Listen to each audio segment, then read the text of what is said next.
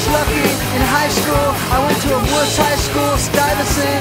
I didn't have hardly any trouble, but in the 9th grade, I went to Brooklyn Tech, because they weren't giving the test for Stuyvesant High School that year, and I hated my junior high school. I had to get out, so I went to Brooklyn Tech for a year, and I had this English teacher, Miss Freyne, and she was the worst teacher ever.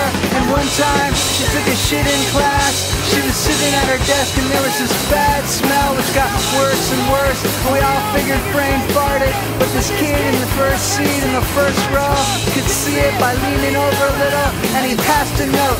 Freyne took a shit so that everyone in the class would know what was going on. See, people always think that note passing is just this frivolous grade school thing that serves no purpose, but see, sometimes important information is disseminated. For example, Freyne took a shit. See, that's important.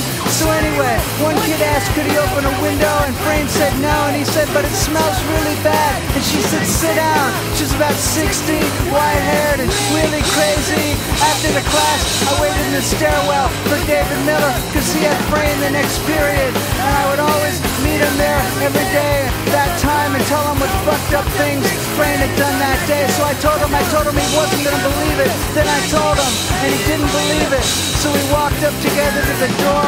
There were 3 other kids standing in the doorway too, looking, and just then she got out of her chair to close the door, saying, get out of here, and we could see it dripping down her brown stockings, brown dripping down her brown stockings, and the god-awful smell, it was so bad now. In my class it was only in the last 20 minutes or so, but David Miller's class was gonna have to sit through 45 minutes with that shit, while I was in mechanical drawing class with Mr. Pronsky.